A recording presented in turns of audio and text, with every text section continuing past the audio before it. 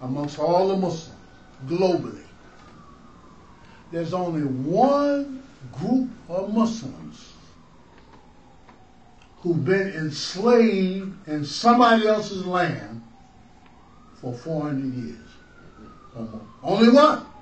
You got a lot of Muslims enslaved in their own land. Muslims have been rumbling in the Philippines for 400 years.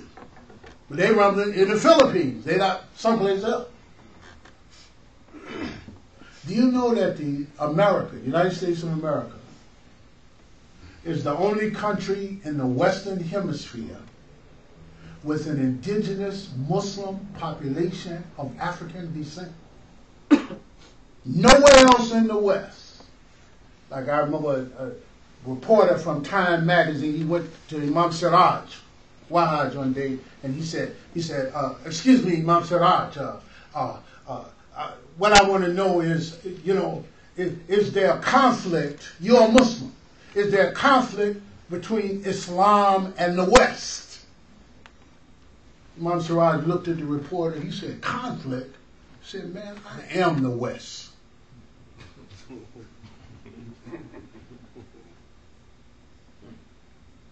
And these Muslims who are here, the ones of African descent, ones who was here before America was here, ones who you know what I mean, got brought here by force, and they had to have a constitutional amendment so they could be citizens. And even then, nobody asked them. They just said, well, listen, man, you can go. So sorry.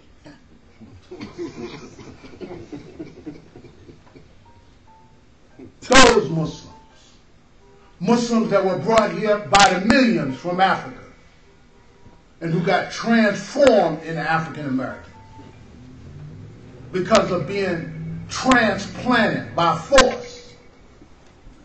Those Muslims who are 1/3 of the Muslims in America. 1/3 of these Muslims in America, they're not immigrants. They didn't pack a bag or a suitcase in some other country and say, I'm going to America. They got packed in a bag and a suitcase and in a ship and were brought here by force as Muslims. Some of them ulama. Some of them scientists. And when they were brought here, they came, some having memorized the Quran and all that. You know the history. Now stick around in February, come to one of these lectures here at the masjid, so I can teach you that history. I was in Milwaukee about 1.5 years ago. Muslims, big masjid, mostly Arabs, Southern Asian brothers and sisters. Man, I went through our history in the Ummah in America. The time I finished, one old gentleman, old sheikh, he stood up and he said, brother, on behalf of our brothers here, I want to apologize to every African American Muslim, he said, because I had no idea whatsoever of what you've been talking about for the past few hours. And that's the point I'm going to conclude on. Birthright. Every Muslim has a birthright globally. And in America, we have a birthright. See, you and I'm talking Ummah within the Ummah. Okay? So those of you who this pertain to directly, listen carefully. Those of you who don't pertain to directly, listen carefully. Because you need to know this. You need to know that from the beginning of this country, there have been Muslims here who fought in every defining moment that helped make America America. We've been right there participating. War of 1812, Muslims of African descent, Civil War, all these different phases. The creation of the American economy based upon tobacco and rice and indigo and all that kind of stuff in the South. Muslim women from West Africa brought that rice growing knowledge here, man. Pilgrims didn't know nothing about growing rice or anything else. That's why they almost starved to death when they got here. Native Americans had to say, well, listen, man, ain't no problem. Let me show you how to do this. See this? This is called a turkey. You see this? This is called corn. So you are our guests here. They didn't know that they was getting ready to take everything over. But you the guests, you know, you look kind of scrawny. Sit down, man. Let us give thanks. And the pilgrim said, okay, yeah, we give thanks. And turned around and stabbed them in the back. Took the corn and all that and gave them anthrax blankets in return. You take this. What is this? It's an island. What y'all call it? Manhattan. Well, here, man, you see these? What you call that? These are called glass beads. Can we trade? Native American people, they had high ideals. Say, well, these guys trying to give us glass beads with this some access to what Allah created free for everybody? Yeah, ain't no problem, man. We'll take the beads. Say, yeah, now I own this land. What? This is American history. So I say that because we have a unique destiny here in America. Every Muslim. The Muslims here, we have a unique destiny. Because we've come here from every corner of the planet Earth. Most Arab and Southern Asian Muslims, you wouldn't even be here if it wasn't for the Civil Rights Act of 1965. Because these racist people who are in control of the government and don't like anybody with a little pink, little melanin, you know, they had the immigration laws rigged. You know how they go. You know how they do it. They're all immigrants. Then they get here and they close the door. They don't want anybody else coming in. After they done come here from every corner of Europe. Then start turning up their nose at other people who want to come here. And they had the laws rigged to keep you out. And these African American people in this land, fighting them, struggling against them, civil rights, human rights, black power, brown power, whatever, human, all power to the people, struggling against them, made them give way and pass the Civil Rights Act of 1965, passed in March 1965, the beginning of the year. Then at the end of the year, they passed the Immigration Reform Act. Because once they passed the Civil Rights Act, then they had to reform. And then when they opened that door, Muslims started coming here from every planet of the earth. Somebody asked me the other day, you know, non-Muslim, why do the Muslims hate America? I said, hate America? So the Muslims are breaking their neck to get to America from all over the planet, man. Look around. So we have a unique opportunity here. But we have to also respect each other's birthright. Those of you who have come here from other lands, get with your brothers and sisters who are of this land. Don't come in trying to move us aside.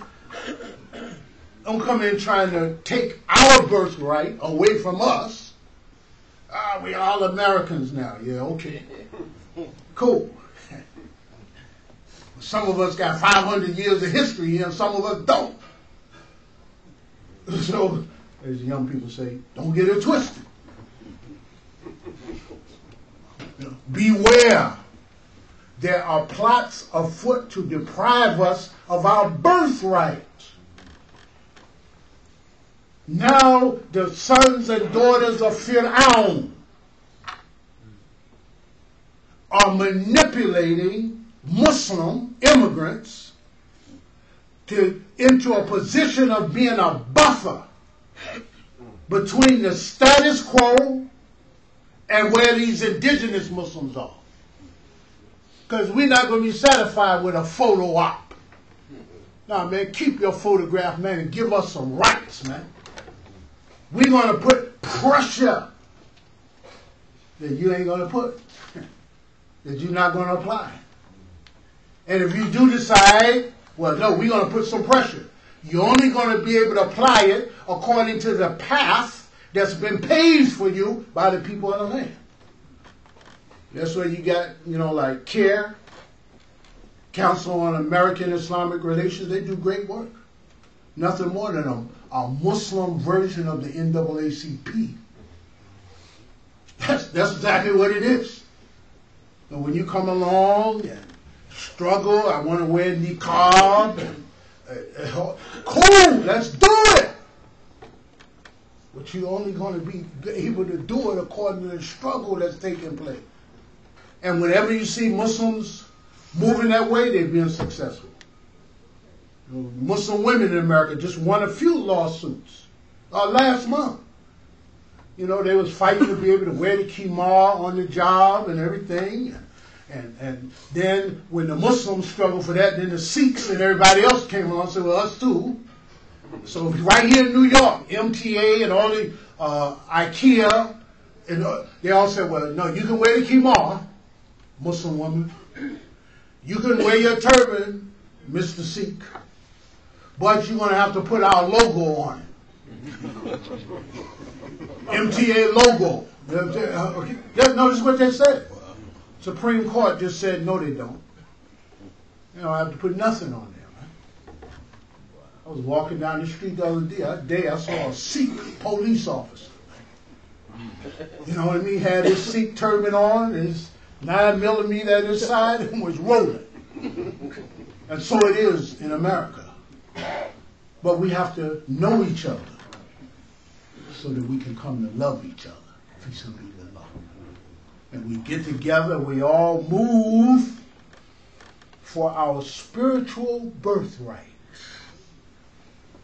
And those of us who got something else coming, see, we all got the spiritual birthright coming. And some of us got a little material birthright coming too. You know what I mean? They still ain't give us them 40 acres and a mule. 400 years worth of interest. Now, we're Muslims, you're not supposed to take the interest. You can take it and give it away. You know what I mean? Give me my 40 acres and my mule, give me all that interest, but I ain't going to keep it, man. Stop the law. So let me go build some colleges over here. Take that money, United Negro College Fund, here's $10 billion just from the Muslim, and let's build something up here. And then we'll just take our 40 acres and a mule, the value of it multiplied by 400 years, and let's roll. May Allah subhanahu wa ta'ala bless us to understand the complexity of what we are faced with. Stop thinking and acting like beggars or people who haven't made a difference or people descended from people who didn't make a contribution. Know who you come from. Then strive to be like your father. And our father was Abraham.